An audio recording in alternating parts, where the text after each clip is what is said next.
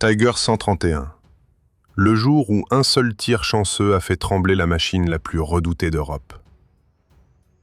La colline semblait respirer, comme un animal blessé. Chaque rafale d'artillerie soulevait des nuages épais qui retombaient sur les soldats britanniques, déjà épuisés par l'ascension vers le point 174. John Oscroft, jeune recrue encore incapable de chasser la crispation de ses mains, avançait en serrant son arme sans oser lever les yeux plus de quelques secondes. C'était sa toute première expérience du combat réel, et l'idée même d'être plongé dans un assaut frontal lui nouait le ventre depuis des heures. Pourtant, il se répétait une pensée rassurante. 9 chars Churchill devaient soutenir la progression. Ils formeraient le mur d'acier qui absorberait le choc. Du moins, c'est ce qu'on lui avait promis. Mais rien ne se passa comme prévu. Lorsque les Foresters lancèrent leur attaque, les tirs ennemis se révélèrent bien plus concentrés que prévu. Les positions retranchées sur la hauteur crachaient une pluie continue de projectiles. Les hommes s'abritaient derrière des rochers, se relançaient dans la montée, tombaient, se relevaient, improvisaient des percées à travers des zones qui semblaient se contracter sous la pression du feu allemand. Et les Churchill, toujours introuvables. La radio crachait des messages contradictoires, des excuses techniques, des ordres avortés. Les fantassins comprirent vite qu'ils devraient atteindre le sommet seuls. Oscroft, qui jusqu'ici n'avait jamais vu mourir un camarade à quelques pas de lui, découvrit brutalement la réalité brute du terrain. Les cris soudains, le choc d'un obus qui pulvérise un abri précaire, la sensation de courir contre le temps. Pourtant, malgré le chaos, la ligne britannique parvint progressivement à entamer la défense allemande. Position après position, ils poussèrent leurs adversaires vers le repli. Dans un dernier effort, haletants, couverts de poussière et de sueur, ils atteignirent enfin le sommet et s'en emparèrent. Mais la victoire n'eut même pas le temps d'exister. Au loin, dans la brume chauffée par les explosions, 2 silhouettes colossales émergèrent, avançant avec la régularité d'une machine certaine de sa supériorité. Les vétérans les reconnurent immédiatement. Même à cette distance, impossible de confondre cette forme compacte, cette tourelle massive, cette boîte de blindage presque démesurée. Des Tigers. 2 des véhicules les plus craints du front africain. Des monstres capables de réduire à néant plusieurs chars alliés avant même de subir la moindre menace sérieuse. Un frisson parcourut la ligne britannique. Oscroft sentit sa gorge se serrer. Les récits entendus ces dernières semaines prenaient forme devant ses yeux. Des obus alliés ricochant comme des cailloux sur le blindage frontal, des équipages contraints à des contournements impossibles, des unités entières paralysées par l'apparition de ces mastodontes. Et maintenant, l'un d'eux, le Tiger 131, avançait directement vers eux, implacable, inarrêtable, comme s'il n'existait aucune force capable de bloquer sa route. Les Foresters se plaquèrent au sol, tandis que les premiers éclats de tir martelaient le flanc de la colline. Le bruit du canon 88 résonna comme un coup de tonnerre brut. Chaque détonation semblait aspirer l'air avant de le relâcher avec une onde de choc oppressante. Plusieurs soldats hurlèrent des ordres confus, d'autres tentaient de se camoufler derrière des pierres dérisoires. Mais Oscroft comprit aussitôt qu'aucune position n'était sûre. Alors il fit quelque chose qui aurait paru insensé à n'importe quel autre homme de son âge. Il décrocha calmement son piat. Ses mains tremblaient, mais pas de peur, de lucidité. Les renforts n'étaient pas visibles, les Churchill ne pouvaient pas arriver à temps, et personne d'autre n'était en position de tirer. Le Tiger continuait d'avancer, méthodique, presque assuré de l'issue. À quelques dizaines de mètres, le grondement de son moteur couvrait déjà la plupart des sons environnants. Oscroft inspira profondément, ajusta la mire, attendit que la silhouette gigantesque pivote légèrement. L'angle était minuscule, la probabilité de réussite presque inexistante, mais il savait que c'était leur unique chance. Le coup partit. Un bruit sec, suivi d'un choc métallique violent. Le projectile heurta la tourelle et rebondit sans laisser la moindre marque. Le Tiger ne ralentit même pas. Pour un bref instant, Oscroft crut avoir signé leur arrêt de mort. Pourtant, derrière lui, Un cri traversa le vacarme, un message annonçant enfin l'arrivée des Churchill. En contrebas, les silhouettes britanniques surgissaient, avançant pour engager les blindés allemands. La bataille venait de basculer. Mais celle du Tiger 131 ne faisait que commencer. Les Churchill fonçaient enfin vers la ligne de front, leurs chenilles projetant des gerbes de terre sèche, tandis que leurs équipages tentaient d'évaluer la menace avant même d'atteindre le sommet. De leur position, les Foresters distinguaient à peine les contours des blindés alliés, tant la poussière soulevée par les tirs se mêlait au vent chaud d'Afrique du Nord. Oscroft, encore allongé derrière un pan de rochers éclatés, essuya la sueur qui lui brouillait la vue et se redressa juste assez pour observer la scène. Le Tiger 131 ne modifia pas son avance. Malgré l'arrivée des renforts britanniques, il poursuivait sa progression, comme si ces nouvelles silhouettes ne représentaient qu'un détail insignifiant. La tourelle massive pivota lentement, dans un mouvement d'une précision presque inquiétante, puis un éclair jaillit du canon 88. Une des explosions les plus sourdes que les soldats aient jamais entendues retentit aussitôt. Un Churchill venait d'être foudroyé en un seul tir, projetant un panache noir au-dessus de la pente. Le choc fut brutal. Les hommes comprirent immédiatement qu'ils ne faisaient pas face à un simple char ennemi, mais à un véhicule conçu pour briser n'importe quel affrontement frontal. L'impact avait été si rapide que certains crurent d'abord à une mine ou à une munition improvisée, mais le sifflement sec de la détonation confirma ce que redoutaient les officiers. Le Tiger venait de rappeler pourquoi il s'était imposé comme la machine la plus redoutée du théâtre africain. Pourtant, malgré la perte d'un blindé, les Churchill restants adoptèrent une formation serrée, avançant en diagonale pour tenter de forcer le Tiger à diversifier ses cibles. Leur artillerie lourde entra en action et les obus frappèrent les environs immédiats du mastodonte allemand, soulevant des gerbes de sable brûlant. Dans ce tourbillon de feu et de fumée, Oscroft s'était avancé jusqu'à un talus légèrement protégé, observant chaque mouvement de la tourelle ennemie comme si la moindre variation pouvait déterminer la survie de son unité. Les Foresters, eux, ne restèrent pas immobiles. Profitant de la distraction créée par les blindés alliés, ils se repositionnèrent en contrebas de l'arête, espérant réduire leur exposition. Le sol vibrait sous chaque tir des Churchill, et les éclats retombaient tout autour d'eux dans un bruit sec. Mais les projectiles britanniques semblaient glisser sur le blindage du Tiger sans l'égratigner. La différence de puissance était flagrante. Le char allemand, avec sa tourelle épaisse et ses plaques de blindage inclinées, absorbait l'impact et continuait de riposter avec une régularité implacable. Dans la confusion générale, plusieurs soldats britanniques se souvenèrent soudainement d'une pièce d'artillerie de 75 mm capturée peu auparavant. La décision fut prise en quelques secondes. Une équipe se précipita vers l'arme, l'installa dans une zone légèrement protégée et orienta le canon vers la masse menaçante. Oscroft, qui avait rejoint le groupe, aida à stabiliser les supports tandis que d'autres ajustaient les munitions. Le tir partit, puis un deuxième, puis un troisième. Chaque détonation fit sursauter la terre et projeta une pluie de débris autour de la tourelle du Tiger. Mais lorsque la fumée se dissipa légèrement, le résultat était sans appel.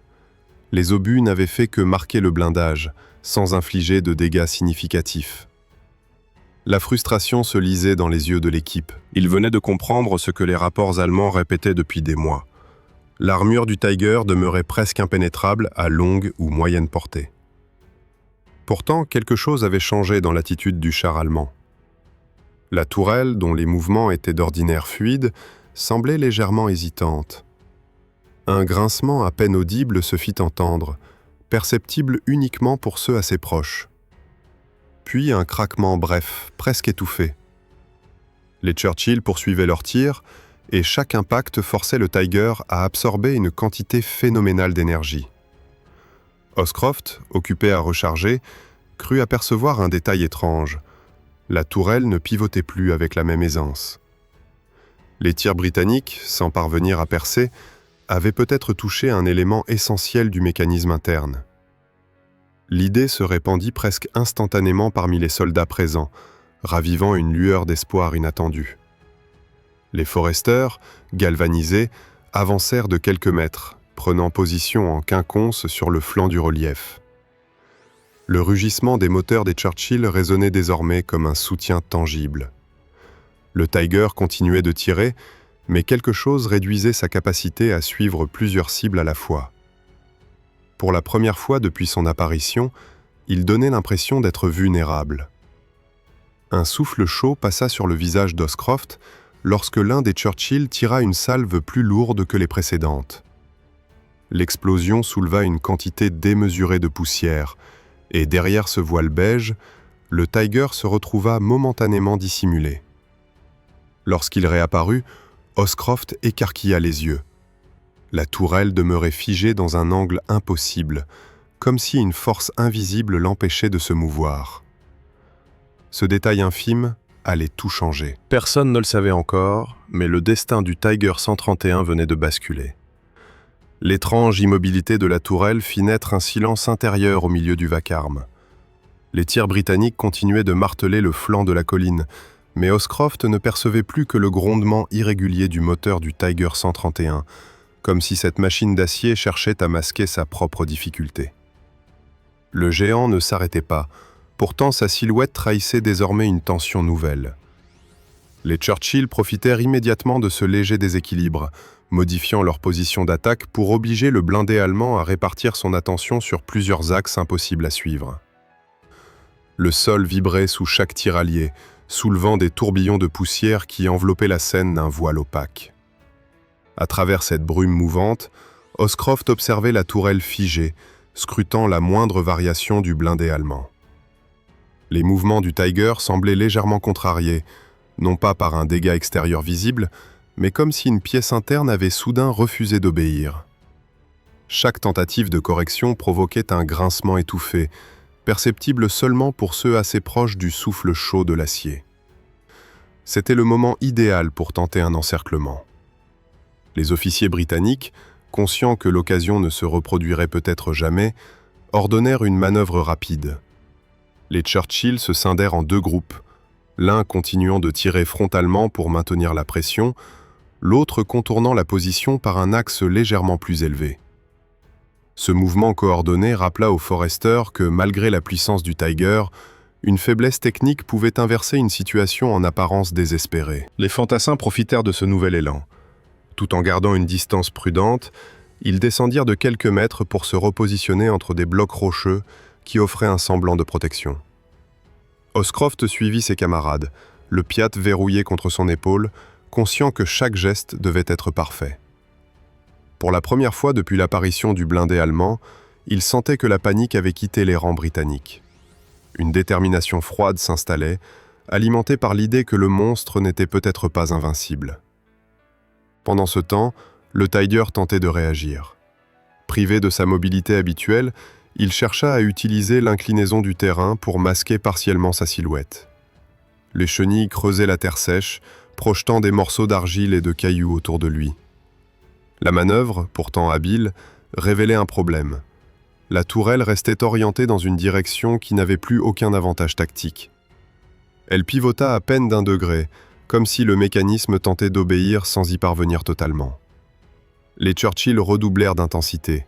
Leurs obus frappaient le sol juste devant les chenilles du Tiger, soulevant un mur de poussière qui réduisait la visibilité pour tout le monde, mais qui rendait également difficile pour le char allemand de cibler précisément ses adversaires.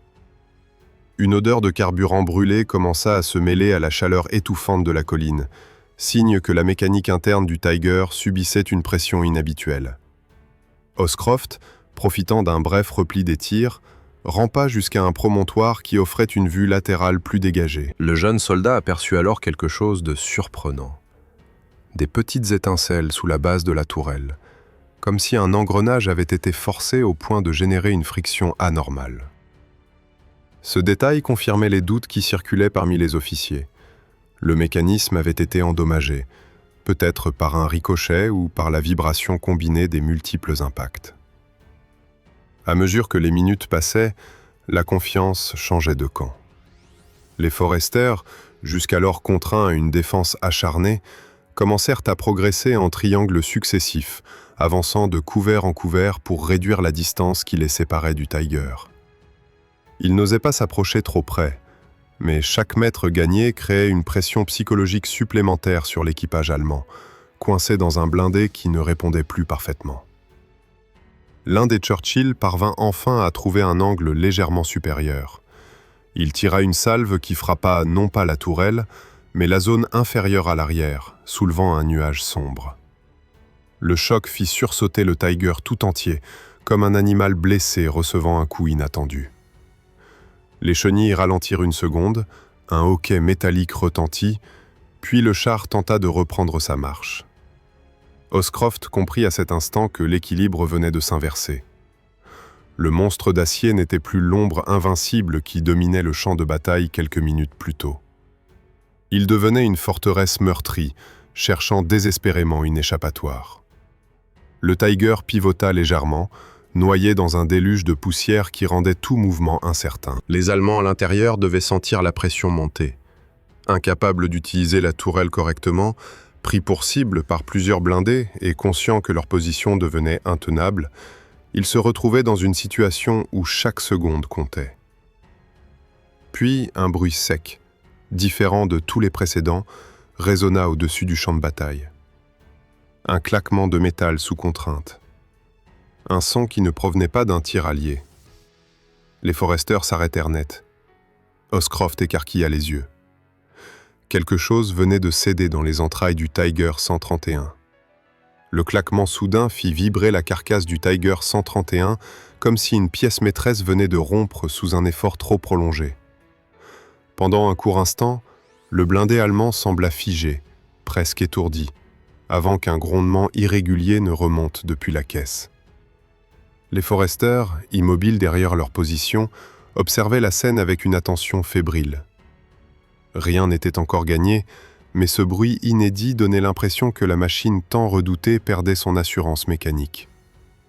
La poussière commença lentement à retomber, révélant le char allemand partiellement enveloppé dans une brume chaude. Les Churchill, restés en formation offensive, réduisirent légèrement leur cadence de tir pour éviter d'envelopper la zone dans un écran opaque. Cette accalmie relative permit d'apercevoir la silhouette du blindé ennemi avec davantage de précision. Le Tiger tentait encore de corriger sa trajectoire, mais ses mouvements perdaient en régularité. Chaque rotation des chenilles produisait un frottement anormal, et la tourelle demeurait fixée dans un angle inutile. Les officiers britanniques comprirent l'enjeu. L'équipage allemand était désormais enfermé dans un véhicule dont la mobilité diminuait à vue d'œil. Un char aussi avancé devenait paradoxalement vulnérable dès que l'un de ses mécanismes essentiels cessait de répondre. Incapable de pivoter correctement sa tourelle et exposé sur un versant défavorable, il n'avait plus l'avantage tactique habituel. Les Foresters reçurent alors un ordre concis, resserrer l'étau tout en maintenant une distance prudente. Hoscroft avança avec le reste de son unité, progressant par bonds dans les zones encore épargnées par les éclats. Son cœur battait vite, non par peur cette fois, mais parce qu'il sentait que chaque action pouvait devenir décisive. Le sol tremblait sous les impacts lointains, mais la zone immédiate se chargeait maintenant d'une tension différente, presque silencieuse, comme si les deux camps retenaient leur souffle. À l'intérieur du Tiger, les Allemands tentaient manifestement de reprendre le contrôle. Le moteur montait dans les tours, puis retombait brusquement, comme si quelque chose bloquait l'embrayage ou perturbait l'alimentation. La tourelle vibra légèrement, provoquant un bruit de métal frotté contre métal, mais n'effectua qu'un mouvement dérisoire avant de revenir à sa position forcée. Ce détail n'échappa à personne. Même un simple observateur aurait compris qu'il s'agissait d'une avarie grave, bien loin d'un incident superficiel. Les Churchill profitèrent de cette fragilité mécanique pour adopter un mouvement plus audacieux. Un d'entre eux se plaça en diagonale sur une crête secondaire afin de détourner l'attention du Tiger, tandis que deux autres progressaient lentement sur son flanc opposé. Cette manœuvre, quasi impossible face à un Tiger pleinement opérationnel, devenait réalisable grâce à l'arrêt partiel du mécanisme de rotation. Hoscroft vit alors un geste qui changea immédiatement l'atmosphère. Un nuage noir se forma brièvement à l'arrière du Tiger, indiquant un problème au niveau du système d'échappement ou du compartiment moteur. Cela confirmait que les dégâts internes étaient plus importants que prévu. Le blindé, malgré sa réputation, révélait sa plus grande vulnérabilité. Une dépendance totale à des systèmes mécaniques sophistiqués, capables du meilleur ou du pire en cas d'avarie. Peu à peu, les tirs britanniques se réorientèrent.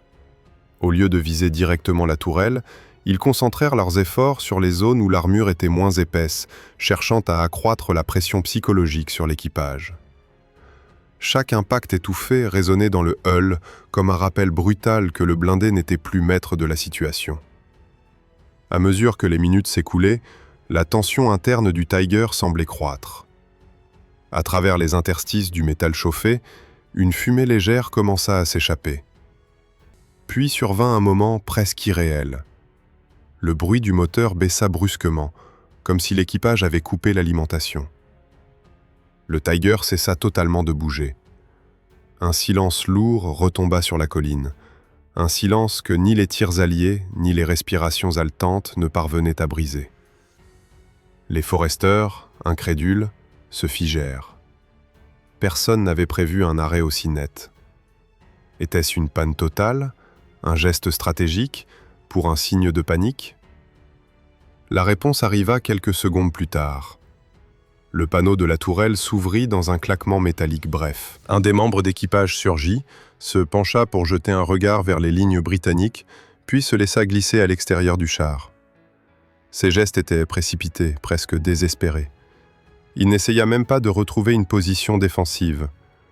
Un second homme suivit immédiatement, puis un troisième, chacun se laissant tomber avec une urgence palpable.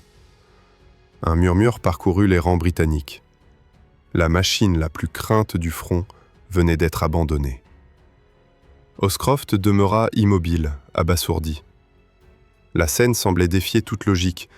Comment un équipage entraîné, habitué à dominer le champ de bataille, pouvait-il quitter une forteresse de 50 tonnes encore fonctionnelle?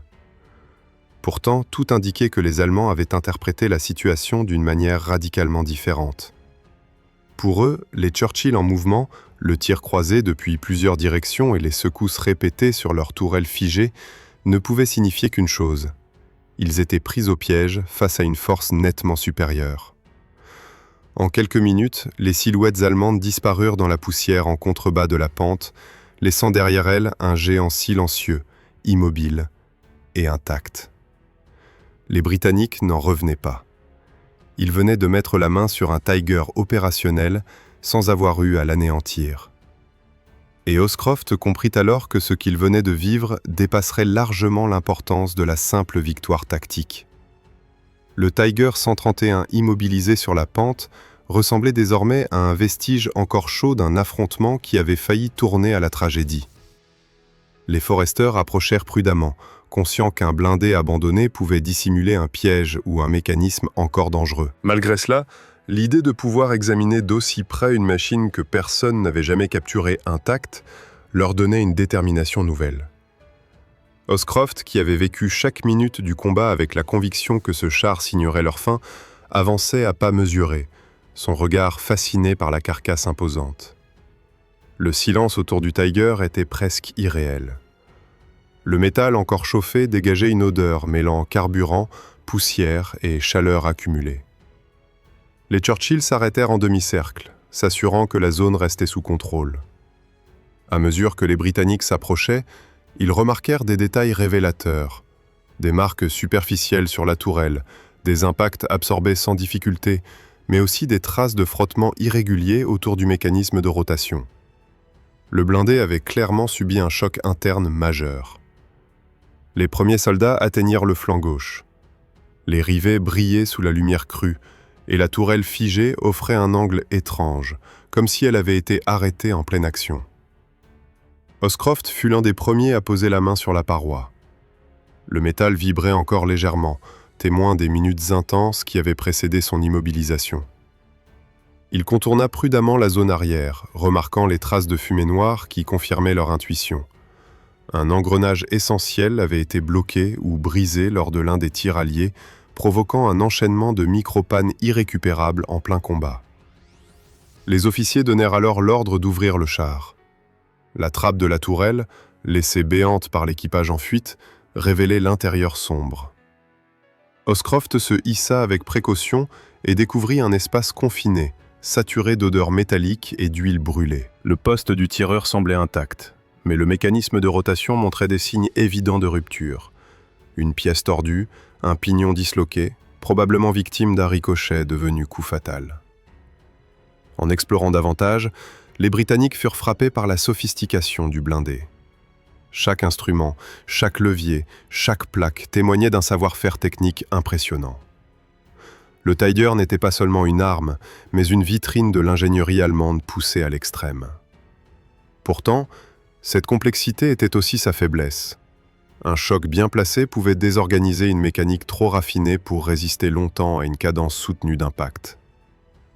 Les heures suivantes se déroulèrent dans un mouvement continu d'activité. Des ingénieurs militaires arrivèrent pour inspecter le blindé, tandis que la nouvelle de sa capture se diffusa parmi les unités alliées. La présence d'un Tiger intact était un événement rare, presque inconcevable, et chaque spécialiste souhaitait l'examiner avant qu'il ne soit transporté. Oscroft observait ses allées et venues avec un sentiment étrange. Il avait participé à un moment qui dépasserait la simple anecdote militaire. Très vite, le Tiger 131 devint un point de rassemblement pour les officiers de divers régiments. Les ingénieurs notèrent la structure complexe de la suspension, l'épaisseur impressionnante du blindage, la sophistication du viseur TZF et surtout la puissance du canon de 88 mm. Tout cela représentait une mine d'informations stratégiques. Chaque composant analysé allait permettre de mieux anticiper les faiblesses des Tigers encore en activité. Lorsque le char fut finalement remorqué hors du champ de bataille, un sentiment d'exploit parcourut les rangs bimiques. Non seulement ils avaient survécu à l'assaut d'une machine réputée invincible, mais ils étaient parvenus à la capturer dans un état suffisamment intact pour révolutionner la compréhension alliée du blindé allemand. Pour Oscroft, l'épisode avait une importance encore plus intime. Il avait affronté sa première bataille face à l'un des adversaires les plus redoutés du conflit, et il en était sorti vivant, témoin direct d'un tournant inattendu. Les semaines suivantes, l'étude du Tiger 131 alimenta de nombreux rapports. Des conclusions cruciales furent tirées. Malgré son blindage exceptionnel et sa puissance de feu, le char souffrait d'une mécanique sensible aux chocs répétés et dépendait d'une maintenance constante pour rester opérationnel. Sa force colossale pouvait basculer si une seule pièce essentielle était endommagée. Les Alliés révisèrent alors certaines stratégies d'engagement, comprenant enfin qu'un Tiger pouvait être neutralisé sans nécessairement être percé. Le char, devenu un symbole, fut envoyé en Angleterre pour être analysé plus en profondeur. Même Winston Churchill demanda à le voir, fasciné par la capture d'un tel adversaire. Avec le temps, le Tiger 131 devint un témoin physique d'un paradoxe militaire. La machine la plus crainte d'Europe avait été vaincue non par une salve parfaite, mais par une combinaison improbable de tirs, de circonstances et d'un engrenage qui avait fini par céder. Des décennies plus tard, lorsque le fils d'Oscroft visita le Tank Museum, il découvrit par hasard que l'exploit de son père avait été attribué à une autre unité pendant des années. En comparant les récits, il parvint à rétablir la vérité. Grâce à lui, l'histoire reprit sa forme exacte et le rôle des Forrester fut enfin reconnu. Ainsi, le Tiger 131 reste aujourd'hui l'unique Tiger opérationnel entièrement préservé. Mais surtout, il demeure la preuve qu'aucune machine, aussi imposante soit-elle, n'est à l'abri du destin. Un destin qui, ce jour-là, s'était joué à un seul tir chanceux.